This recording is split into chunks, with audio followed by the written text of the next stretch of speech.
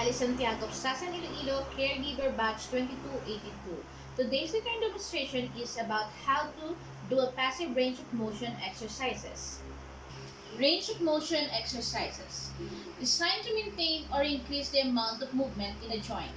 Range of motion of a joint can be passive, active, active assistive ROM, or self-assistive ROM. Passive range of motion can be defined as the range of motion that is achieved when an outside force, such as therapist and caregiver, causes movement of a joint, and it's usually to maximum range of motion that a joint can move. Active range of motion is the range of motion that can be achieved when opposing muscles contract and relax, resulting in joint movement. Active assistive ROM is a type of active range motion in which assistance is provided by an outside force because the prime mover muscles need assistance to complete the motion. Self-assisted motion. The patient is taught to use the stronger extremities to move the involved extremity through ranges of motion. Range of motion exercises should be noted for both the affected and unaffected side. Joint precautions as well as ROM restrictions should be respected as noted by the physician. The knee, close attention should be paid to the mobility of the patella because restrictions in its mobility may result in restrictions of the range of motion. And hi ma'am, I'm Alice, your caregiver for today. May I know your name, ma'am? Stephanie Santiago, Your birthday? July 1, 1986. Thank you. Mom, today we will do some passive range of motion exercise. Is it okay? Yes. Thank you. Hands.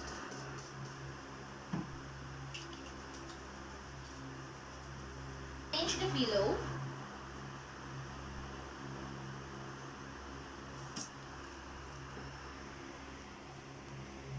Shoulder flexion and extension. One arm on the patient wrist, other one supporting elbow. For easy to move, spread out leg a little bit and do it for 5 times.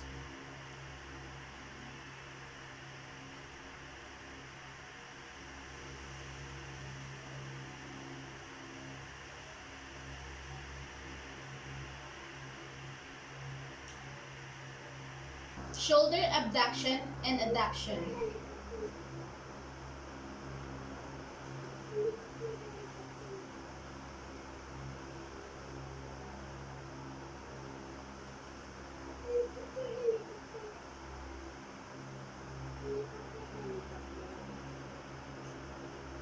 Shoulder internal rotation and external rotation.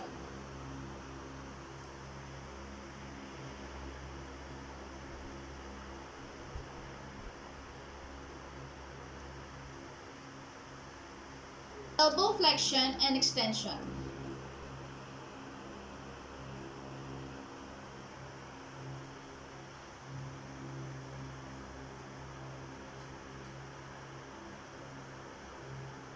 Wrist flexion and extension.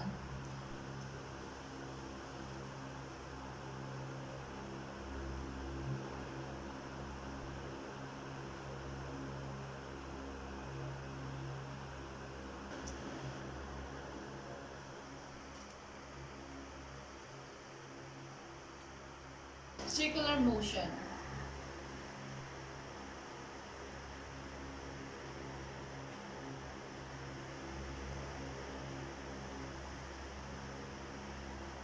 Fingers flex and extend.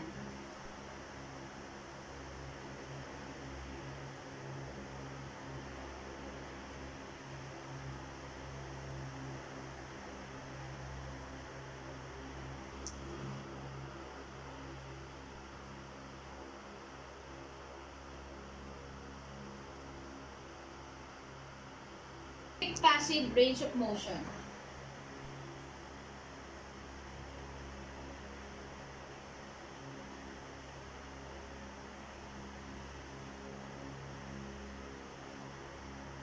Abduction and adduction.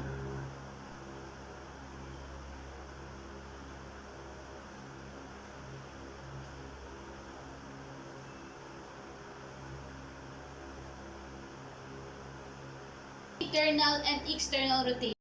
The leg 90 degrees, supporting the ankle, other hand supporting the knee.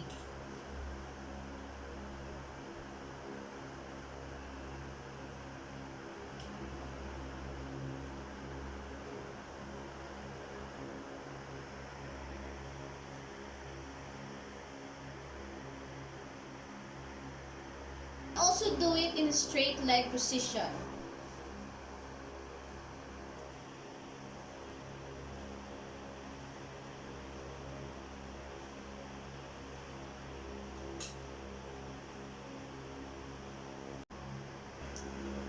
Knee, bend up and bend down.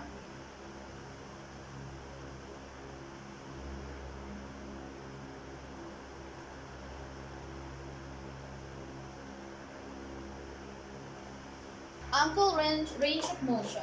Dorsiflexion, plantar flexion.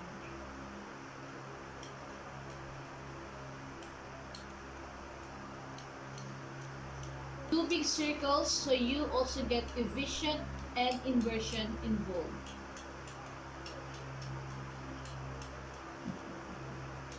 Lower extremity stretching exercises.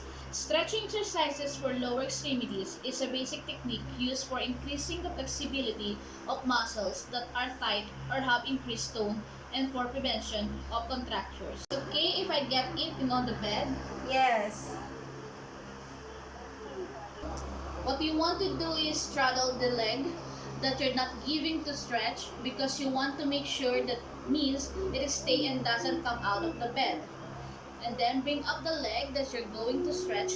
You can either support it with your hand underneath and then you want to make sure you're over the knee to keep that straight.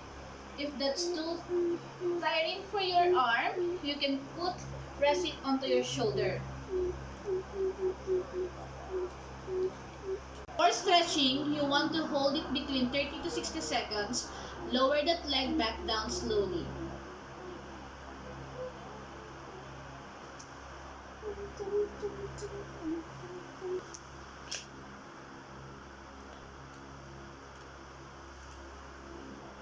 Cord. Bring your knee underneath to support patient's knee so it doesn't hyperextend, and also when you get down here, you want to make sure you're tapping the heels.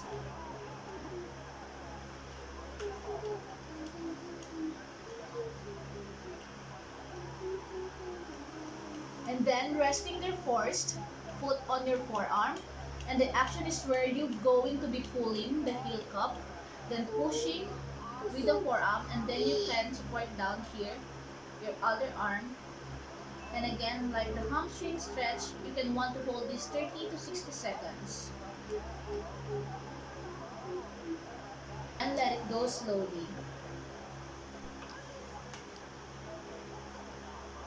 Vertical spine or the supine PRON.